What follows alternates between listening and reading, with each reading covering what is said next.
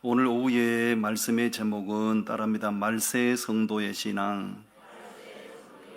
말세라는 말은 세상의 마지막이란 뜻입니다. 세상의 마지막. 지금이 말세입니다. 믿으십니까? 지금이 말세라고요. 제가 사진 한 장을 좀 띄워드릴 텐데 뉴욕에 있는 이 지구 종말의 시계를 띄워드리겠습니다.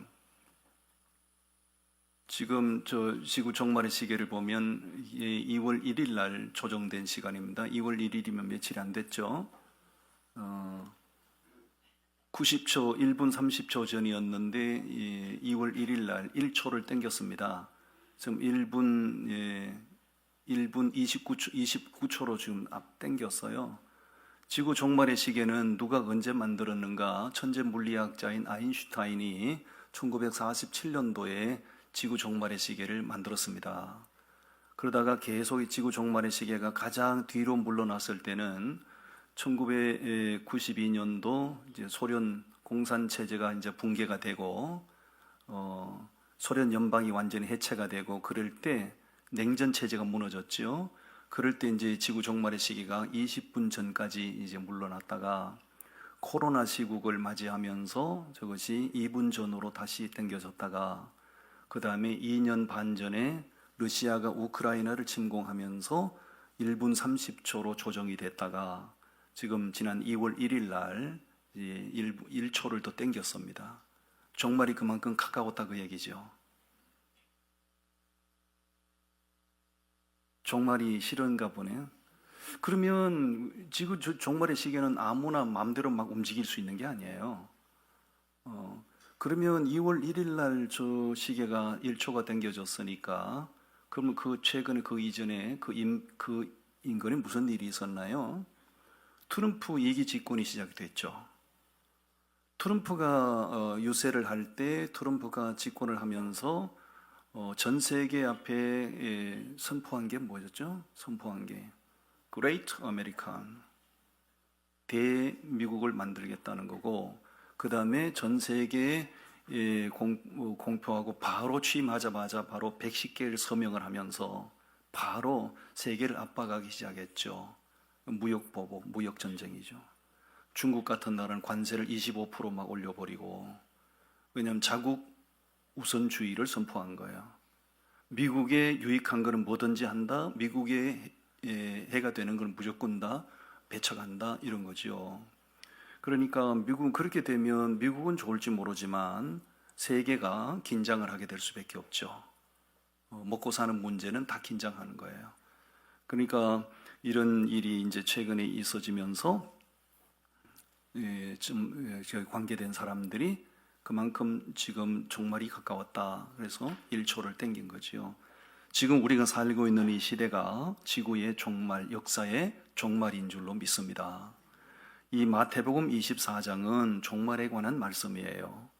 1절부터 14절까지는 종말이 가까우면 지구촌에 어떤 현상, 어떤 일들이 일어나는가에 대해서 쭉 설명을 하고요.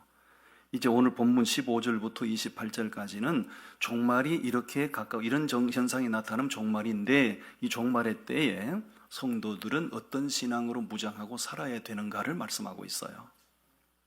지금은 종말입니다. 믿으시기 바랍니다. 저는 시한부 종말론자는 아니에요. 그러나 지구의 종말을 저는 믿어요. 지구의 종말은 아무도 부인할 수 없으나 왜냐하면 세계적으로 나타나는 징조와 현상들이 너무나 주님이 말씀하신 것과 일치가 되고 있으니까 지금은 종말이 가까운 시대임이 틀림없습니다. 이러한 시대에 우리에게 요구되는 것이 있습니다. 시대를 분별하는 지혜가 필요합니다.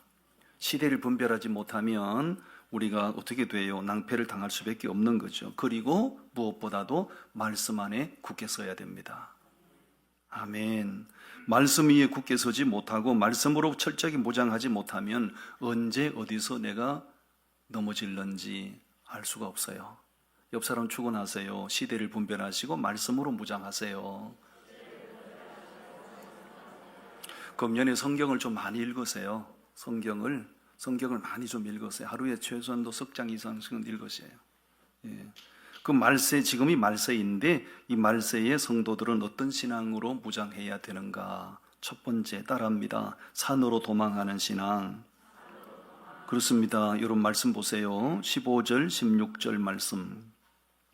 15절 16절을 같이 읽어봅니다. 시작. 그러므로 너희가 선지자 다니엘이 말한 바 멸망에 가정한 것이 거룩한 곳에 선 것을 보거든 읽는 자는 깨달을진저 그때에 유대에 있는 자들은 산으로 도망할지어다. 어디로 도망하라고요? 산으로 도망할지어다. 그 앞구절에 보면 15절에 보면 멸망에 가정한 것이 거룩한 것에 선 것을 보거든. 멸망에 가정한 것이 예루살렘 성전에 세워지는 일이 있었거든요. 그게 서기 70년도 AD 70년에 로마 제국이 예루살렘을 침략했죠. 그때 로마 침략군을 진두지휘했던 로마 군대의 장군이 타이투스 장군이죠. 로마 제국의 타이투스 장군이 예루살렘을 침공을 해서요. 그때 유대인들은 돼지고기 안 먹는 거 아시죠? 이슬람 교인들도 돼지고기를 안 먹지만 유대인들도 돼지고기 먹지 않습니다. 부정하다고요. 안 먹어요. 그 타이투스 장군이 예루살렘을 침략해서 예루살렘 성벽 다 회파시키고 성전 다 불태우고 거룩한 곳에 형상을 세웠죠. 그리고 숭배하게 만들었죠. 그때 경건한 유대인들은 16절에 어디로 도망하라고 그래서요? 산으로 도망하라. 그때 유대인들이 경건한 유대인들이 전부 어디로 피신을 했는가? 이스라엘 남쪽에 사해 바다가 있는데 사해 바다 주변에 마사다라고 하는 산이 있어. 마사다. 천년 요새죠. 혹시 마사다 가보신 분 계시니 모르겠는데요. 이스라엘은 여자도 군대 가는 거 알고 계시죠? 이스라엘은 남자만 군대 가는 게 아니고 여자도 똑같이 병력의 의무를 감당합니다. 옆 사람 얘기하세요. 우리나라도 여자가 가야 되는데 남자만 군대 간다. 우리나라는. 이스라엘은 여자도 똑같이 군대 가요. 군대를 가면 이제 훈련소에 가서 기본 훈련을 다 받잖아요. 기본 훈련을 받고 이제 자대 배치를 할 때 모든 장병들이 마사다 앞에 가서 선서를 합니다. 마사다 앞에 가서 선서한다고요. 나는 부름받은 용사로서 내 조국을 위해서 목숨을 바칩니다. 마사다 앞에서 선서한다고요. 왜요? 그 마사다에서 무슨 일이 일어났습니까? 타이투스 장군이 예루살렘을 침략해서 전부 다 가차없이 다 죽였죠.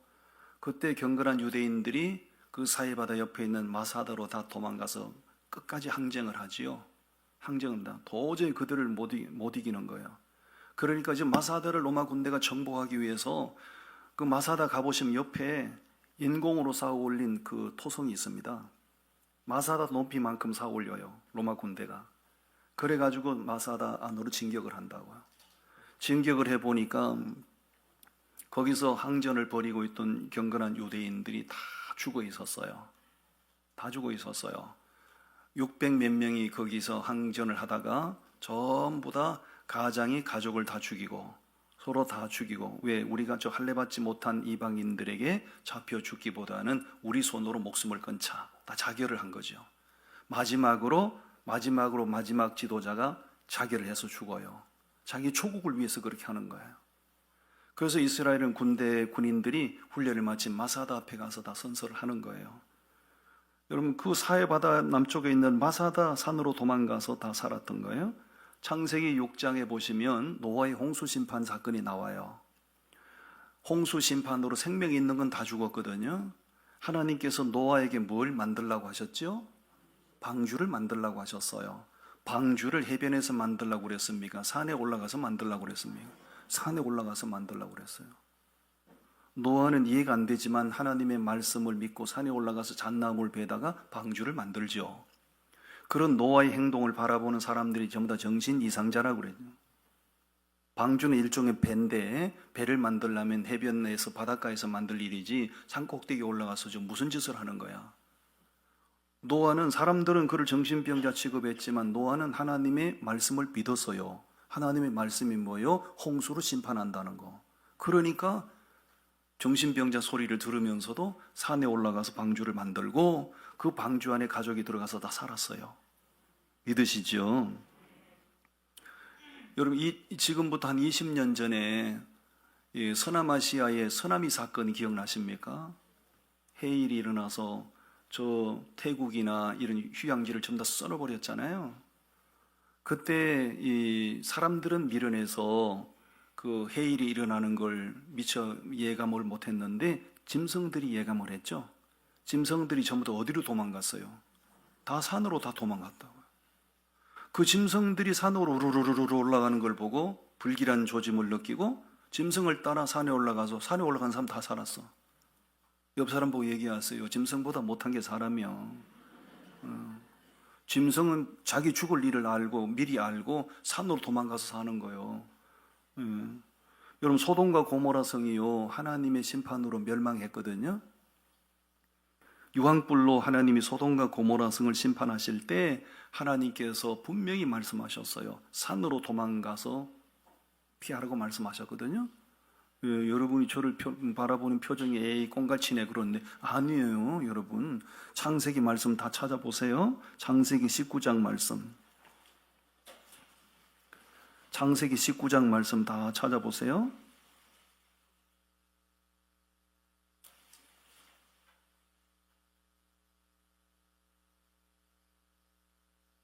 예, 창세기 19장은 소돔과 고모라성 멸망 사건이 기록되어 있잖아요. 19장 17절을 다 같이 읽어봅니다. 17절 시작.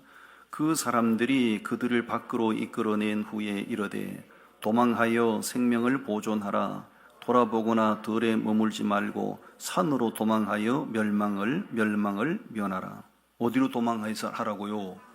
산으로 도망해서 멸망을 면하라고, 심판을 면하라고 말씀하셨어요. 여러분, 그럼 우리는 지금 이 종말의 시대를 살아가고 있는데 반드시 하나님께서 말씀하셨거든요. 홍수로 심판하신 후에 무지개를 보여주면서 내가 다시는 물로 심판하지 않는다, 무지개 약속을 하셨죠. 물로는 심판하지 않지만 뭘로 심판한다고요? 불로 심판한다고요. 물 심판도 무섭지만 불 심판도 무서운 거예요. 그럼 반드시 종말의 때에 심판이 가까운 것인데 우리는 그럼 어디로 도망가야 되는 거예요? 어디로 도망가라는 거예요? 산으로 도망가야 된다는, 산으로. 오늘 집에 가서 보증금 다 빼서 팔룡산으로 가야 돼. 아니면 주기철 목사님 기도하시던 무악산으로 가시든지. 산으로 도망해야 된다는 거예요. 산으로. 우리가 마지막 하나님의 진노의 심판을 면하기 위해서 산으로 도망을 가라는데 도대체 어떤 산으로 가야 되냐 이거요. 지리산으로 가면 되나, 태백산으로 가면 되나, 팔룡산으로 가면 되나, 무악산으로 가면 되나, 아니면 히말라야 산으로 가면 되나. 이 말씀을 우리는 영적으로 해석할 수밖에 없어요.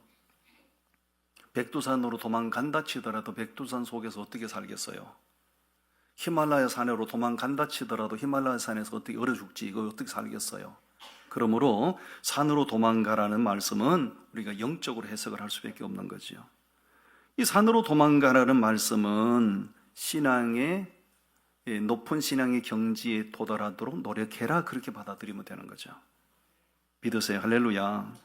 아멘. 산 위에 머물러 있는 신앙, 언제나 산 밑에 헤매이는 육적인 수준에 머물러 있는 신앙 되지 말고 영적인 수준에 머물러 있는 신앙을 가지라, 그 얘기입니다. 아멘. 마태복음 17장에 보면 예수님의 제자는 12명이잖아요. 12명의 제자 가운데서 베드로와 야고보, 요한을 데리고 어디로 올라가셔요? 산으로 올라가시죠.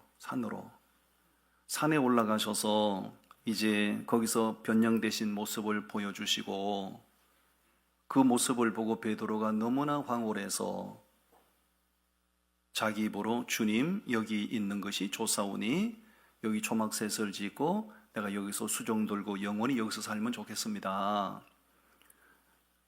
예수님께서 그들의 손을 이끌고 산 아래로 내려오셨어요. 산 아래로 내려오셨을 때 산 밑에 나머지 9명의 제자들이 머물러 있었죠.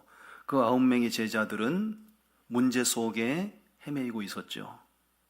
문제 속에 그들은 헤매이고 있었다고요. 산 위에 올라갔던 제자는 주님의 영광스러운 모습을 보고 거기 있는 것이 좋다고 말했어요. 그러니까 이 마지막 시대에 우리가 하나님의 진노와 하나님의 심판을 면하기 위해서는 산 밑에 문제 속에 헤매이는 그런 삶을 살지 말고 항상 영적인 수준의 높은, 영적인 차원이 높은 주님과 함께하는, 아멘 좀 하이소, 주님과 함께하는 삶을 유지하라, 그 얘기입니다. 아멘. 절대로 우리는 산 아래 머물러 있는 그런 문제 속에 헤매이는 사람 되지 말고 언제나 주님과 함께하면서, 주님, 내가 여기 주님과 함께 있는 것이 좋습니다. 주님과 함께하는 시간이 나는 행복해요. 그런 신앙 가지고 마지막 시대를 우리는 내 자신을 지켜내야 될 줄로 믿습니다. 반드시 하나님의 진노의 심판은 말씀하신 대로 옵니다. 아닙니다 해도 옵니다. 싫다 해도 옵니다. 하나님의 심판은 나의 정서, 나의 감정 아무 상관없이 주님의 심판의 시계는 돌아가고 있습니다. 그러므로 지혜로운 사람은 산으로 도망가는 신앙으로 무장하셔야 돼요. 산으로 도망가는 신앙은 뭐라고요? 언제나 주님과 함께, 주님과 정상적인 관계 속에 살아가는 삶을 말하는 것입니다. 오늘도 주님과 함께, 내일도 주님과 함께, 이번 달도 주님과 함께, 다음 달도 주님과 함께, 할렐루야. 그런 신앙을 말하는 거예요. 그 다음에 17절과 18절 말씀에서요, 따라합니다. 집착을 내려놓는 신앙. 애착, 집착은 다 좋지 않아요. 집착하는 것은 내려놔야 돼요. 17절과 18절을 읽어봅니다. 시작. 지붕 위에 있는 자는 집안에 있는 물건을 가지러 내려가지 말며 밭에 있는 자는 겉옷을 가지러 뒤로 돌이키지 말지어다. 아멘. 말세가 되면 삶의 우선순위가 정확해야 됩니다. 영적인, 먼저 그의 나라와 의를 구하는 신앙 돼야 되고, 육적인 것보다는 영적인 것이 우선이 돼야 되고. 아멘. 말세에 집착하지 말아야 된다 이거예요. 집안에 있는 것들과 겉옷에 너무 집착하지 말아야 된다는 거예요. 지붕 위에 있다는 얘기는 주님과 정상적인 관계에 있다는 것을 말하는 거거든. 근데 지붕 위에 있어야 될 사람이 집안에 있는 거 자꾸 걱정하고 집안에 있는 겉옷 챙기러 가고 세상 것에 연연하지 말라, 그 얘기죠. 그리고 먹고 마시는 문제보다도 우리가 먹고 마시는 것을 절대로 초월할 수는 없어요. 삶에 있어서 대단히 중요합니다. 돈도 벌어야 되고 가족도 먹여 살려야 되고 그거를 부정할 수는 없어요. 그러나 그것보다 더 중요한 것은 주님과의 관계여야 된다는 얘기예요. 아멘. 그리고 겉옷을 가지러 내려가지 말라는, 자기를 너무 과장하고 치장하는 거, 이런 거에 너무 가치 부여하지 말라는 거예요. 예. 세상 사람들의 관심사는 온통 집안에 있는 거죠. 세상 사람들의 관심사는 온통 자기를 치장하고 자기를 꾸미는 거죠. 그 여기 삼천포 출신 그 배 타던 아이 박서진인가 장구 치고 노래하는 친구 있어요. 삼천포에서 자기 아버지 따라서 고기 잡아야 하던 아이 아닙니까? 세상에 그렇게 못난 애가 됐을까? 진짜 못났었거든. 어느 날 갑자기요, 완전히 애가 뽀송뽀송해지고요, 너무 애가요 이뻐졌어요. 지난주에 TV 나와서 얘기하는 거 들었어요. 자기가 이렇게 되니까 1억이 들었대. 1억 들여서 공사한 게 그 정도래.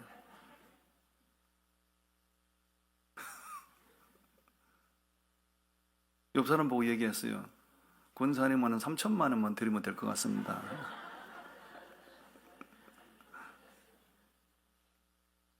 근데 1억을 들여가지고 공사해서 지금 이제 그렇게 됐는데 아직도 또 고칠 부분이 또 있다네. 요 웃기는 얘기 하나 해드릴까요? 목사님이, 권사님이 돌아가셔가지고요, 임종 예배를 갔는데요, 눈을 뽀익 뜨고 있더래. 이렇게 눈 뜨고 죽은 사람이 지금 섬찟하잖아요. 눈을 감겼더니 좀 있으면 또 벌떡 떠더래. 또 감겼더니 또 벌떡 떠더래. 아, 이 사람 왜 이러냐고. 눈꺼풀을 너무 많이 잘라내가지고. 쌍꺼풀 수술을 너무 많이 해가지고 감겨놓으면 뜨고 그런다. 그냥 엄마 아버지가 물려준 그 모습 그대로 사는 게 제일 행복한 거예요. 지금은 세상은요, 온통 지상 외모주의입니다. 외모지상주의입니다. 남들에게 좀 더 돋보이기 위해서, 남들에게 좀 더 어필하기 위해서 그냥 뭐 자기를 꾸미고 치장하는데 뭐 정신없어요. 그거 다 소용없는 짓입니다. 우린 세상 것에 관심 가지고 살지 말고 주님과 함께, 할렐루야, 주님이 내 삶의 우선순위가 되어야 되는 거예요. 지붕 위에 머무는 신앙이라고 하는 건 다른 거 아닙니다. 물질적인 것, 세상적인 가치관 버리고 영적인 가치관을 가지고 사는 것을 말하는 거예요. 오늘날 현대인들의 가치관은 만몬이잖아요. 돈이면 친구까지도 죽이는 거 아니에요. 돈이면, 어제도 뉴스 나오더군요. 아들이 자기 엄마 죽였다더라고요. 아들이 엄마 죽였더라고요. 아이고, 여러분, 아들은 절대로 믿을 존재가 못 됩니다. 딸만 있는 집은 진짜 안심해도 돼요. 아들이 엄마 죽였다는, 아들이, 자기 친아들이. 세상에. 그 자기 엄마 돈 그거 안 준다가 자기 엄마를 죽였다는 거 아니에요. 돈 몇 푼 안 준다고. 나도 아들이 멀리 떨어져 사는 게 천만다행이에요. 지금 현대인들은요, 만몬, 돈, 물질, 황금, 이것이면 이성을 다 잃어버려요. 이성을. 돈이면 뭐든지 다 될 수 있다는 사고방식 아니에요? 돈이 행복의 절대 수단이라는 거 아니에요? 정말 그런가요? 돈이 진짜 행복의 수단인가요? 그렇지 않아요. 우리 속이는 거예요. 돈이 많아지면 행복한 것이 아니라 그때부터는 불안해집니다. 돈 많은 사람이 행복한 게 아니라고요. 예수 그리스도가 내 인생의 보배가 되면 그 사람 입에서, 그 사람 마음 속에서 터져나오는 고백이 주여 내 잔이 넘칩니다 하는 고백이 주님과 함께하는 사람에서 나올 수 있는 거예요. 아멘. 그러니까 말세를 사는 성도의 신앙은 세상 것에 너무 가치 부여하지 말고, 세상 것에 너무 집착하지 말고, 너무 집착하고 애착하는 것 좀 내려놓으셔야 돼요. 주님이 내 삶의 우선순위, 하나님이 내 삶의 우선순위가 돼야 돼요. 할렐루야. 아멘. 마지막 세 번째 신앙은 따라합니다. 미혹당하지 않는 신앙. 미혹을 당하면 안 된다고요. 미혹을 당하면 안 된다 이거예요. 23절, 24절 말씀이거든요. 우리 다 같이 읽어봅니다. 시작. 그때에 사람이 너희에게 말하되 보라 그리스도가 여기 있다 혹은 저기 있다 하여도 믿지 말라. 거짓 그리스도들과 거짓 선지자들이 일어나 큰 표적과 기사를 보여 할 수만 있으면 택하신 자들도 미혹하리라. 택하신 자들도 뭐 한다고요? 미혹한다. 일반 불신자들만 노리는 게 아니고요, 교회 속에 예수 믿고 살아가는 성도들도 예외가 아니다 그 얘기예요. 말세에 두드러진 현상이 뭐예요? 많은 거짓 그리스도들이 등장한다는 거죠. 가짜 그리스도가 등장한다는 거예요. 우리나라에는 자칭 내가 메시아, 자칭 내가 하나님이라고 주장하는 사람이 48명입니다. 우리나라는 하나님 부자요. 여기도 하나님, 저기도 하나님, 하나님 천지백갈이요. 사진 하나 띄워드릴게 한번 보세요. 이 사람들 자기가 메시아라는 거 아니에요. 저 밑에 보면 신천지 이만이 조만간에 죽습니다. 이거 확실한 예언입니다. 제 예언은 촉중합니다. 이만희가 90세가 넘었기 때문에 몇 년 안에 죽는다고요. 저 사람이 뭐라고 그랬어요? 자기 영생불사한다고 그랬잖아요. 자기는 안 죽는 메시아라고 그랬잖아요.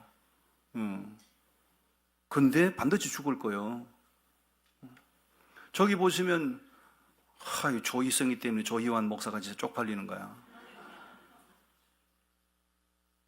우리 조씨 집안에 조이성이하고 조국이 때문에 다 망쳤어. 저기 보시라고요. 자기가 다 메시아라는 거예요.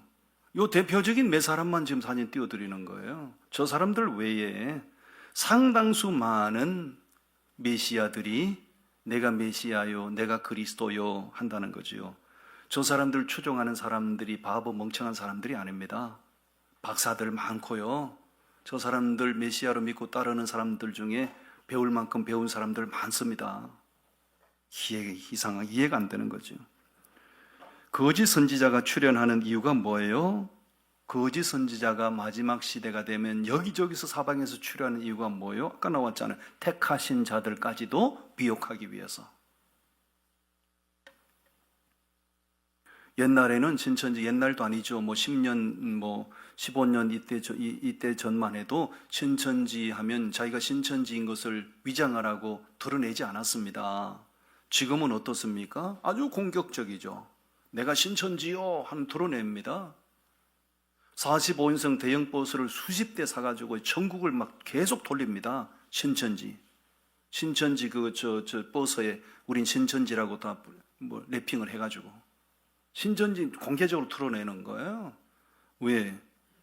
이제는 자기들도 공격적으로 택한 백성들까지도 미혹한다는 거죠. 이해가 안 되는 거예요. 하나님의 교회는 우리가 하나님의 교회인데요, 자기들이 하나님의 교회라는 거예요. 또 그러니까 일반인들이 막 혼동을 해가지고요, 하나님의 교회니까 여기가 참인갑다 들어갔다가 미혹을 당하는 거예요. 그리스도가 여기 있다 저기 있다 해도 절대로 미혹당하는 일은 없어야 될 줄로 믿습니다. 우리 기성교에서 가르치는 바벨론은 이 죄악이 관영한 타락한 세상을 바벨론이라고 가르치잖아요. 멸망할 세상으로부터, 세상 바벨론에서부터 생명의 주님께로 와서 구원 받으십시오, 이렇게 가르치는 거예요. 그게 성경의 바른 가르침이에요. 근데 신천지에서 뭐라고 가르쳐요? 기성교회를 바벨론이라고 가르치는 거예요. 기성교회에 머물러 있으면 다 심판받는다 이거요. 여기서 빠져나와가지고 신천지로 와야 된다는 거요. 이런 소리를 가르쳐서 귀신, 신나라 까먹는 소리다 이렇게 말하는 거예요. 정신병자들이 하는 헛소리다 그 얘기예요.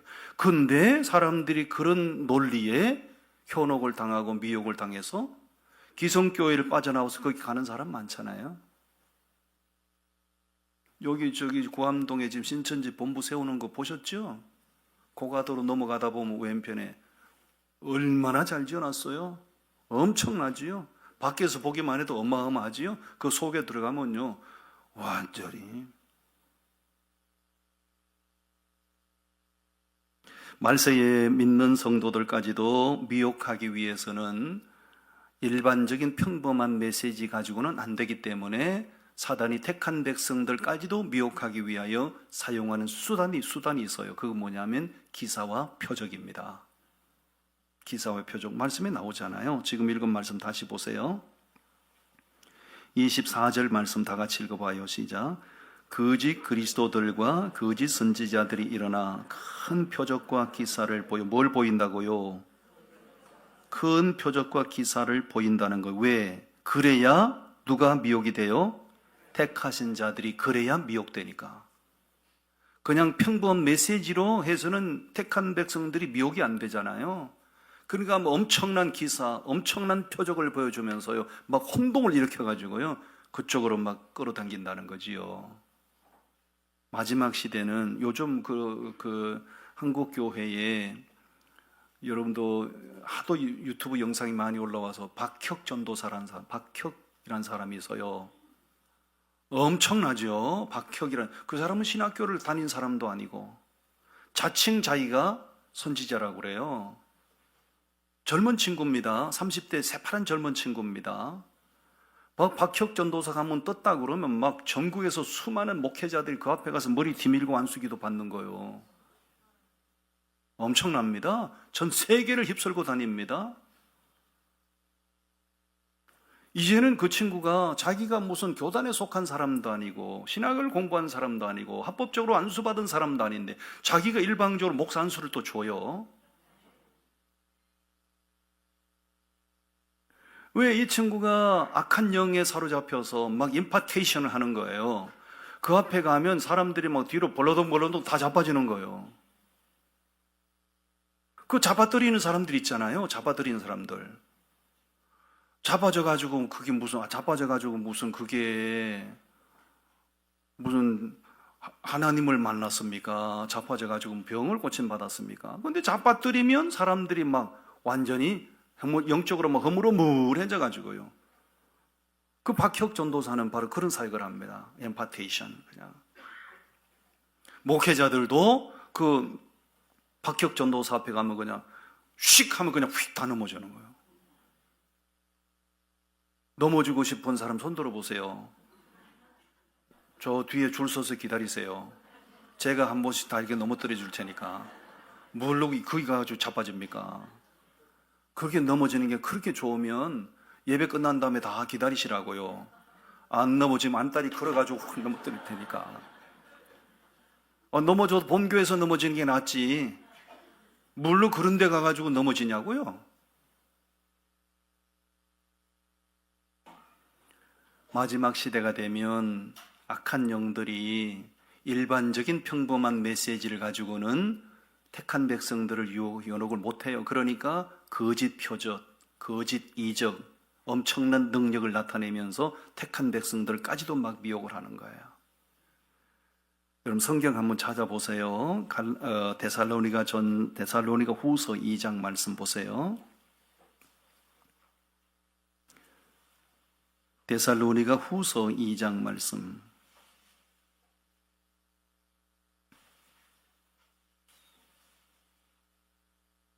예, 2장 8절부터 읽어봅니다. 2장 8절부터 읽어봅니다. 시작. 그때에 불법한 자가 나타나니, 누가 나타난다고요? 불법한 자가 나타나는 거요. 9절 읽겠습니다. 악한 자의 나타남은 사탄의 활동을 따라서, 악한 자, 불법한 자가 나타나는 건 누구의 활동을 따라 역사하는 거요? 사탄의 역사를 따라 활동한다 그 얘기죠? 그럼 그 내용이 뭡니까? 모든 뭐요? 능력과 표적과 거짓과 기적. 마지막 시대에 택한 백성들까지도 미혹하기 위하여 악한 자들이 나타나서 능력을 행하는 거죠. 표적을 행하는 거죠. 거짓 기적을 행하는 거죠. 그런 수단과 방법을 통해서 택한 백성들까지도 끌어당긴다 그 얘기죠. 자, 10절 읽어보겠습니다. 10절. 불의의 모든 속임으로 멸망하는 자들에게 있으리니 이는 그들이 진리의 사랑을 받지 아니하여 구원함을 받지 못함이라. 이 말씀이 중요한 거예요. 그 밑줄 다 그어놓으세요. 마지막 시대에 악한 자들이 나타나서 사탄의 역사를 따라 막 기적을 행하고 표적을 행하잖아요. 그걸 분별하지 못하고 그쪽으로 쫙 흡수되는 사람들이 있잖아요. 그 사람들은 가짜 구원받지 못할 성도들이라. 그러니까 하나님께서는 마지막 시대에 기사와 이적과 표적을 통해서 알곡과 죽정이를 추려내신다 그 얘기입니다. 그러니까 무슨 여기 메시아가 나타났다, 저기 가면 병고침 받는다, 저기 가면 역사를 경험한다, 그런 메시지에 현혹되지 말고 내 교회에서 내 목자를 통하여 주시는 생명의 양식의 꼴을 먹고 사는 사람이 가장 최고입니다. 아멘. 말씀을 정리해요. 지금 우리가 살고 있는 이 시대는 누가 뭐라고 그래도 말세입니다. 세상의 종말이 가까웠습니다. 이때에 우리는 어떤 신앙으로 무장해야 되는가?